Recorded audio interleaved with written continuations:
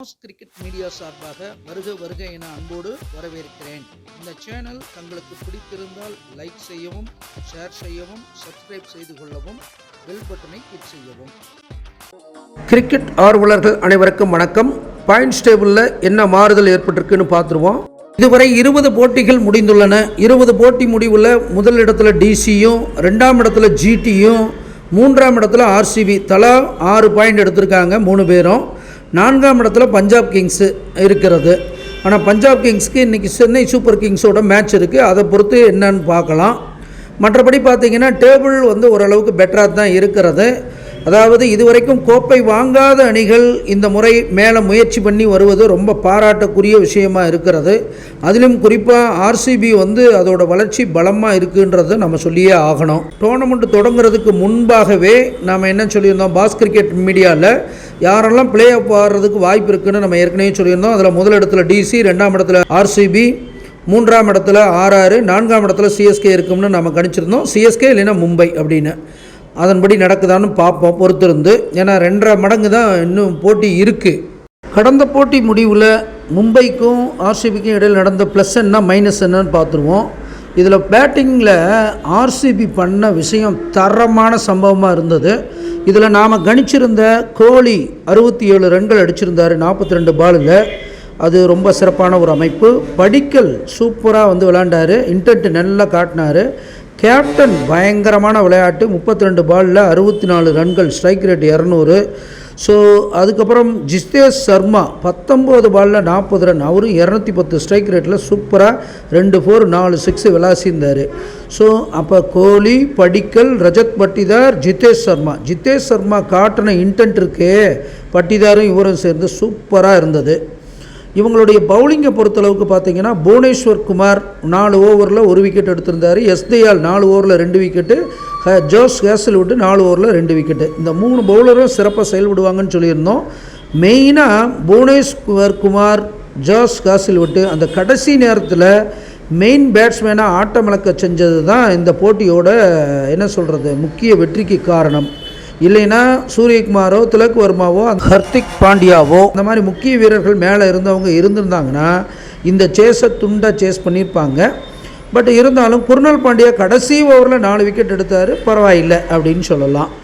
அதே போல் இவங்களுடைய மும்பை இந்தியன்ஸ் பேட்டிங், ரோஹித் சர்மாவுக்கு பேட்டில் படவே மாட்டேங்குது, கொஞ்சம் பிரச்சனையாக தான் இருக்கார், ரொம்ப ஸ்ட்ரகிள் பண்ணுறாரு.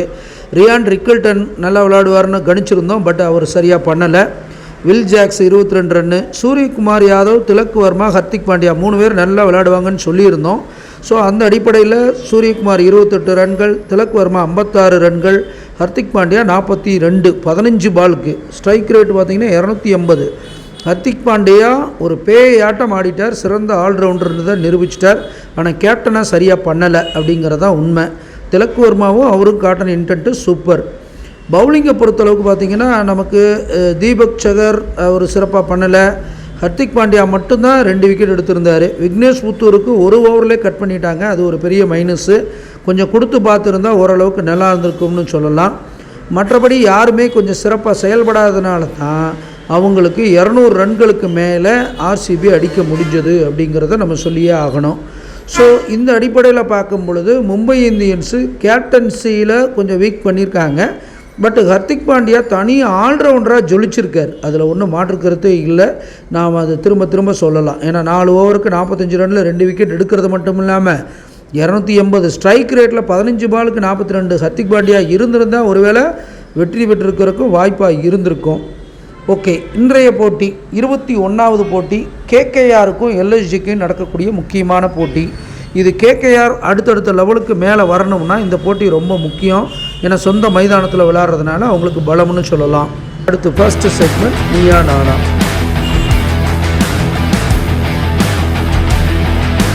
நீயா நானா செக்மெண்ட்டை பொறுத்தளவுக்கு கேகேஆரும் எல்எஸ்ஜியும் இதற்கு முன்பாக 5 முறை மோதியிருக்காங்க. அதில் 3 முறை எல்எஸ்ஜி ஜெயிச்சிருக்கு, 2 முறை கேகேஆர். அப்போ எல்எஸ்ஜி இதில் கொஞ்சம் லீடு எடுக்கிறாங்க. அதே போல் எல்எஸ்ஜி 210 ரன்கள் அதிகபட்சமாக இந்த அணிக்கு எதிராக அடிச்சிருக்காங்க. கேகேஆர் எல்எஸ்ஜிக்கு எதிராக 235 ரன்கள் அடிச்சிருக்காங்கங்கிறது கடந்த காலத்தில் நடந்த நிகழ்வு. அதே போல் சுருன்றதாக இருந்தால் எல்எஸ்ஜி 137 ரன்களுக்குள்ளே சுருண்டிருக்காங்க இந்த கேகேஆரை எதிர்த்து. ஆனால் கேகேஆர் மகாமட்டமாக சுருண்டிருக்காங்க இவங்களுக்கு எதிர்த்து 101 ரன்னிலே. அப்போ இந்த இதில் எல்எஸ்ஜி லீடிங். அடுத்த செக்மெண்ட் அணி பெயர் நியூமராலஜி.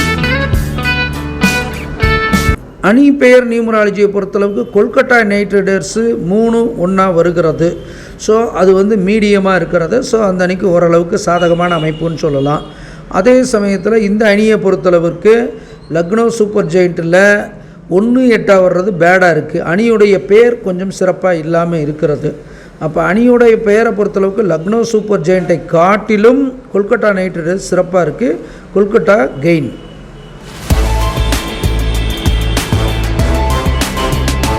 கேப்டன் நேமை பொறுத்தளவுக்கு அஜின்கே ரஹானே 4-4 வருகிறது. நியூமராலஜியன் பிரமிடியன், அதனால் வெரி குட், சிறப்பான கேப்டன்சி. அதே போல் ரிஷப் பண்டை பொறுத்தளவுக்கும் பார்த்திங்கன்னா வெரி குட் தான் வருகிறது. 1-6 கேப்டன்சி நல்லா இருக்குது. பட் அவருடைய பெர்ஃபார்மன்ஸு சுத்தமாக இல்லை. அது இந்த மேட்ச்லேயாவது ஏதாவது மாத்திரக்கு முயற்சி எடுக்கிறாரான்னு பொறுத்திருந்து தான் பார்க்கணும். இது ஈக்குவல்.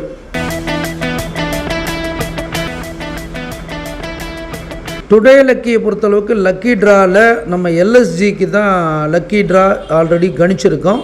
ஸோ அந்த அடிப்படையில் லக்கி ட்ராவில் அவங்களுக்கு கூடுதல் பலமாக இருக்குது. ஸோ இந்த செக்ஷன் வின்னர் எல்எஸ்ஜி.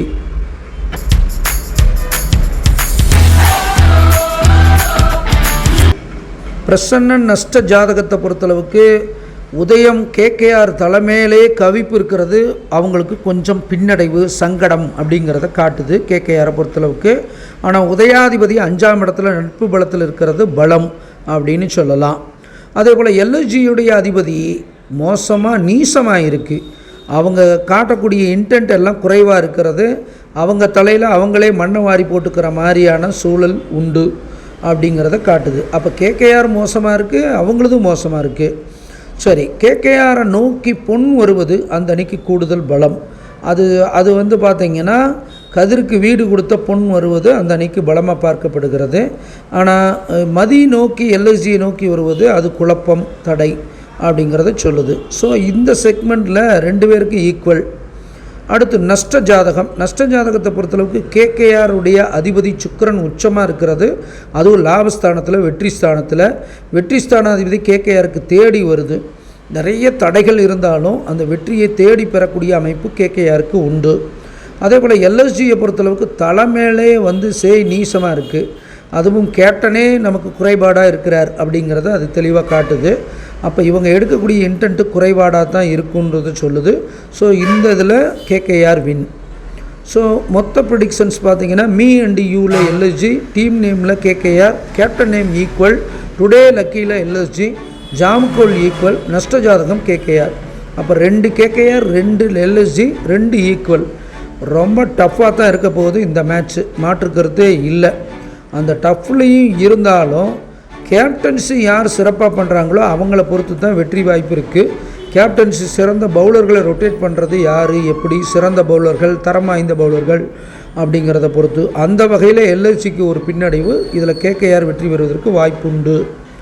சிறந்த வீரர்கள் யாரெல்லாம் செயல்படுறதற்கு அமைப்பு இருக்குது அப்படின்னு பார்த்தீங்கன்னா கேகேஆரில் அஜின்கே ரஹானே, ரமணுல்லா குர்பாஸ் இந்த தடவை இறங்கினார்னா பட்டையை கலப்பறக்கு வாய்ப்பு இருக்குது. எப்படின்னு பார்ப்போம். குயின் 10க்காக ரமணுல்லா குர்பாஸானு, சுனில் நரேன், வருண் சக்கரவர்த்தி, ஹர்ஷித் ராணா, ஆண்ட்ரிச் நோக்கியா இவங்கெல்லாம் சிறப்பாக செயல்படுவாங்க. அதே போல் எல்எஸ்ஜியை பொறுத்தளவுக்கு Mitchell Marsh, Nicholas Pooran, Aiden Markram, David Miller, Ravi Bishnoi, Shardul Thakur. பவுலிங்கில் யாரும் சொல்லிக்கும்படி இல்லைங்கிறது கவலை. அதே போல் மீள் பார்வை இதுவரைக்கும் மொத்த போட்டிகள் அப்படின்னு பார்க்கும்போது 20 போட்டியில் 9 போட்டியில் நம்ம ஜெயிச்சிருக்கோம். வெற்றி சதவீதம் படிப்படியாக கொஞ்சம் கொஞ்சமாக உயர்ந்துட்டு வருது. இப்போ 45% பெற்றிருக்கோம். இந்த மேட்ச்லேயும் ஒரு வேளை வெற்றி பெற்றோம்னா இன்னும் மேலே போகிறதுக்கு வாய்ப்புகள் இருக்குது. நம்ம தொடர்ந்து சொன்ன மாதிரி 35 மேட்ச் வரைக்கும் ஒரு ஃபார்முலா பிரகாரமே போவோம். அதன்படி என்னங்கிறத பார்த்து கொள்ளலாம். ஜாதகம் பார்க்க, படிக்க, எழுத அடியேனை வாட்ஸ்அப்பில் தொடர்பு கொள்ள வேண்டுமாறு அன்போடு கேட்டுக்கொண்டு விடைபெறுகிறேன். நன்றி, வணக்கம்.